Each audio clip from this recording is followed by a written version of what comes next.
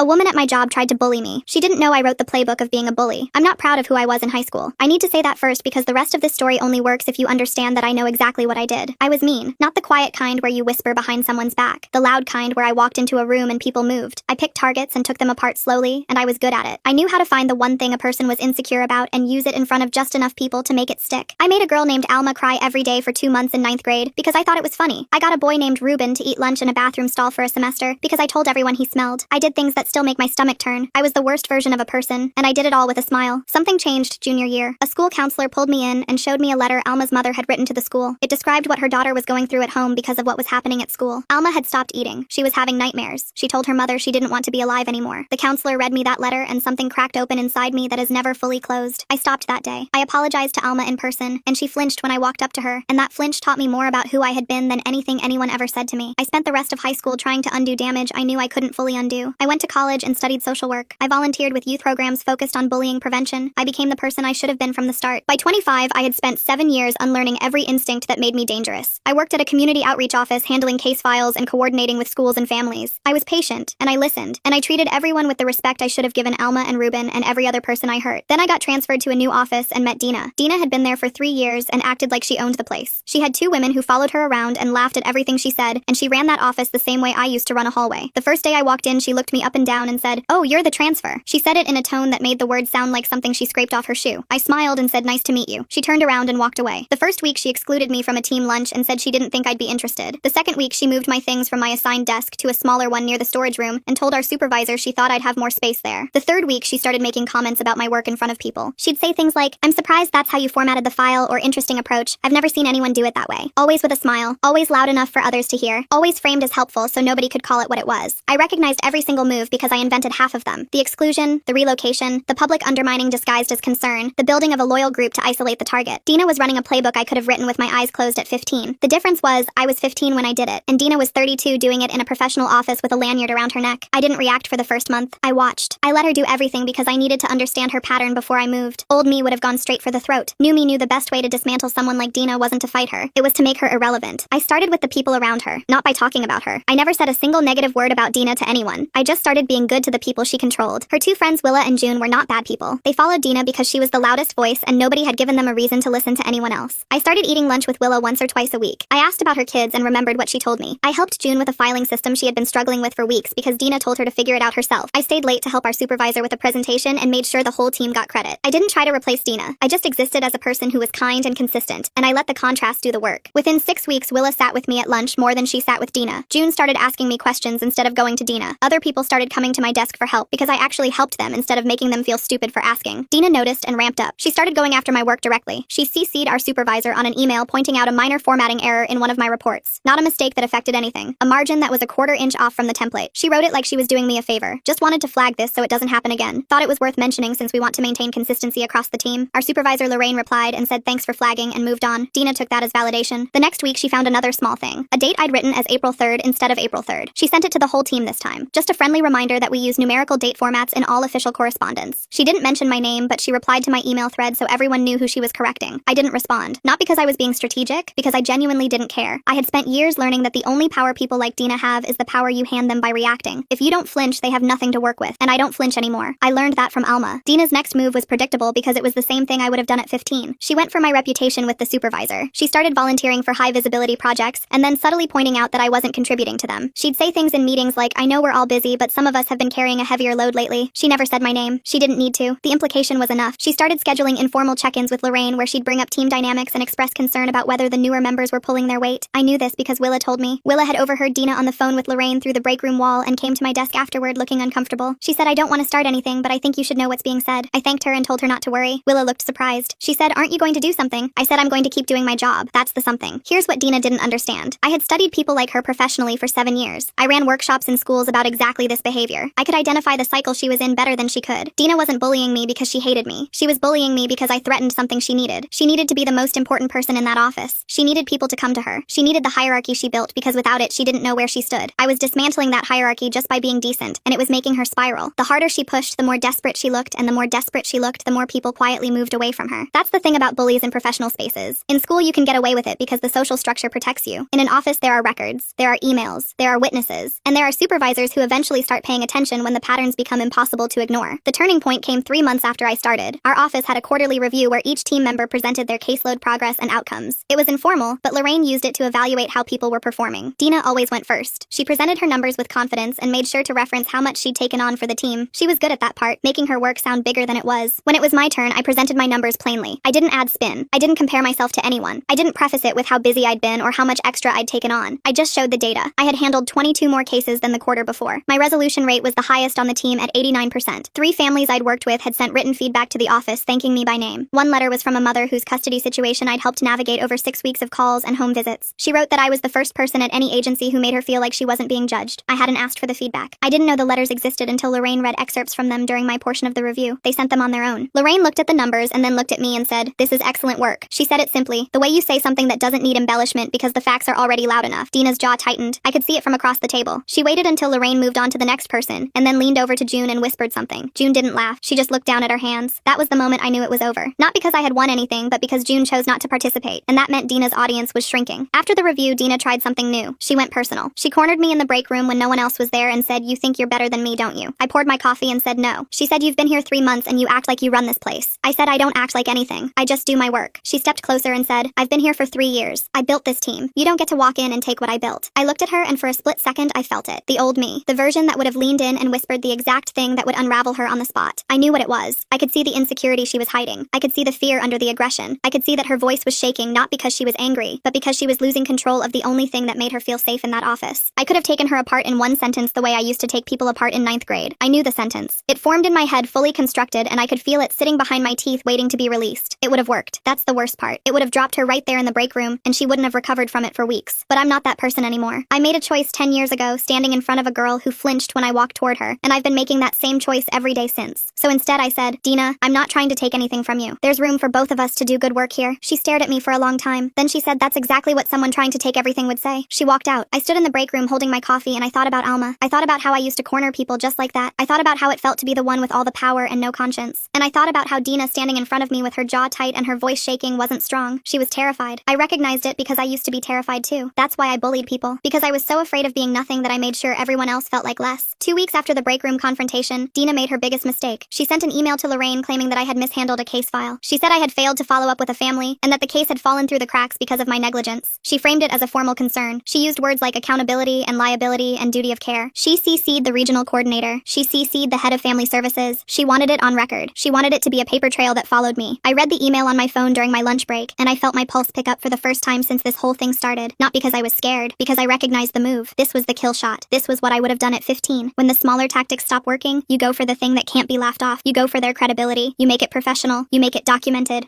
You make it so that even if nothing comes of it, there's a stain on the record that people remember. Dina had escalated from social to structural, and she was betting everything on the assumption that I hadn't covered my tracks. The problem was the case she referenced was one I had documented thoroughly. I document everything. I have since college. My professor in social work told us on the first day that the difference between a good caseworker and a fired caseworker is paper. Every phone call logged with dates and times. Every follow-up email saved. Every home visit recorded in the system with notes. I had even flagged the case to Lorraine 2 weeks earlier because the family had relocated and the file needed to be transferred to another district. I had a confirmation email from the receiving office acknowledging the transfer. There was a paper trail already. Mine. And it was airtight. Lorraine pulled both of us into her office the next morning. Dina walked in looking confident. She sat down and folded her hands and started explaining her concerns. She said she had noticed a pattern of incomplete follow-ups from me and that this case was just one example. She said she wasn't trying to cause trouble but that the families we served deserved better. It was a perfect performance. Measured, concerned, professional. Then Lorraine opened a folder on her desk. She said I pulled the records for this case last night. She read off my notes. Every call, every visit, every email, every flag I'd filed. She read the transfer request I'd submitted 2 weeks before Dina even sent her complaint. Dina's face didn't move at first. It was frozen in that practiced expression of concern, but her eyes changed. They shifted from confident to calculating to panicked in about 4 seconds. Lorraine closed the folder and said the records are complete. There's no gap. She looked at Dina and said, "I also want to address something else. Over the past several weeks, I've received comments from multiple team members about interactions in the office that concern me." She didn't elaborate. She didn't need to. Dina knew exactly what she meant. Lorraine told Dina she was being placed on a performance improvement plan, not for the false report alone, but for a pattern of behavior that multiple people had raised concerns about independently. Lorraine said the office was meant to be a collaborative environment, and that leadership within the team should be supportive, not exclusionary. Dina sat there staring at the desk and didn't say a word. When we walked out of the office, she looked at me and her eyes were red. She said, "You planned this." I said I didn't plan anything. "You sent a false report about my work, and my records disproved it. That's not a plan. That's a consequence." She said, "You turned everyone against me." I said I didn't turn anyone. I treated them with respect. That's all I did. If that turned them against you, then then maybe look at what you were doing differently. Dina didn't speak to me for 2 weeks after that. She came to work and did her job and went home. She didn't make comments. She didn't whisper to people. She didn't send emails about anyone's formatting. She didn't hover near Lorraine's door. She didn't hold court in the break room. She ate lunch alone at her desk with her headphones in and left at exactly 5 every day. The office was quieter in a way that felt unfamiliar, not tense, just still, like a room after a storm passes and nobody quite trusts the sky yet. Willa told me it was the first time in 3 years she didn't feel like she had to watch what she said at work. She said she used to rehearse conversations in her car before coming inside to make sure she didn't say anything Dina could twist. June told me she used to get headaches every Sunday night thinking about coming to work on Monday, and that they had stopped. She said she didn't even realize how bad it was until it wasn't anymore. A woman named Carla from the other side of the office, who I barely knew, stopped me in the hallway and said, "Whatever you did, thank you." I said I didn't do anything. She said, "Exactly. You didn't do anything mean. That was enough." A month later, Dina asked to talk to me. She came to my desk at the end of the day when most people had already left. The office was dim because half the overhead lights were on timers and had already shut off. She pulled up a chair and sat down and looked at her hands for a long time before she said anything. I waited. I didn't prompt her. I didn't make it easy. Not because I wanted her to suffer, but because I knew from every workshop and every case file and every conversation with every kid I'd ever worked with that the moment someone starts to be honest, it has to come from them. You can't pull it out. You have to let them find it. She said, "I've been thinking about what happened, and I don't think I was wrong about everything, but I know I was wrong about the report." I said, "Okay." She said, "I didn't expect you to be the way you are." I said, "What way?" She said, "Calm. Like nothing I did bothered you. Like you'd seen it all before and you weren't impressed by any of it." I said it bothered me. I just chose not to let it change how I treated people. She was quiet again. Then she said, "I've been the way I am for a long time. At my last job I was the same. The job before that too. I don't know how to be in a room without making sure everyone knows I'm in the room." I looked at her and I saw myself at 15, standing in a hallway making sure everyone moved when I walked, making sure no one forgot I was there, making sure I was never the one who felt small by making everyone else feel smaller. I said, "I understand that more than you know." She looked at me like she didn't believe me. I said, "I used to be the worst bully you've ever met. Worse than anything you've done here. I did things to people that I'll carry for the rest of my life. I changed because someone showed me what my behavior was doing to a girl who wanted to stop being alive because of me. That's what it took. A girl who didn't want to be alive." Dina's face changed. The hardness that was always there cracked just slightly. She didn't say anything for a while. Then she said, "I don't want to be this person." I said, "Then don't be." But saying it isn't enough. You have to actually do the work. Every day. Even when it's easier to go back to what you know. She nodded slowly. She stood up and pushed the chair back and walked toward the door. She stopped before she left and said, "I'm sorry about the report." I said, "I know." She left. Dina didn't become a different person overnight. That's not how it works. I know because it took me years. But she started small. She stopped making comments about people's work in front of others. She started saying good morning to people she used to ignore. She brought coffee for the team one Friday without announcement or expectation. They were small things, but in an office where people had been walking on eggshells for 3 years, small things felt enormous. Willa noticed first. She told me Dina complimented her filing last week and didn't make it backhanded. June said Dina offered to help her with a project and actually followed through. I didn't celebrate any of it out loud. I just watched. Because I know what it looks like when someone is trying to change, and I know how fragile that process is, and I know that the worst thing you can do is turn it into a spectacle. 6 months after I transferred to that office, things were different. Not perfect. Dina and I weren't friends. We probably never would be. But we were colleagues who could sit in the same room without tension leaking into every interaction. The team worked better. People spoke up in meetings. People helped each other without being asked. The hierarchy Dina had built dissolved not because anyone tore it down, but because no one needed it anymore. Lorraine told me during my 6-month review that the office morale had improved significantly and that multiple team members had cited the shift in culture. She asked me what I thought had changed. I said I think people just needed to know it was safe to be themselves here. She nodded and said, "Keep doing what you're doing." I drove home that evening and sat in my car for a few minutes before going inside. I thought about Alma and the letter her mother wrote. I thought about the counselor who read it to me and didn't let me look away. I thought about Dina sitting at my desk telling me she didn't know how to be in a room without controlling it. And I thought about the version of me that would have destroyed her without blinking. That version is still in there somewhere. I can feel her when someone pushes me. I can feel her when someone tries to make me small. She doesn't go away. She just doesn't get to drive anymore. The difference between who I was and who I am isn't that the instinct disappeared. It's that I learned there are better things to do with power than break people. I could have broken Dina. I chose not to. And sitting in that car, I realized that choosing not to wasn't weakness. It was the hardest thing I've ever done. Harder than any apology. Harder than any workshop or degree or volunteer shift. Because the easiest thing in the world is to hurt someone when you know exactly how. The hardest thing is to know exactly how and decide not to. That's the real playbook. Not the one I wrote in high school. The one I've been writing every day since.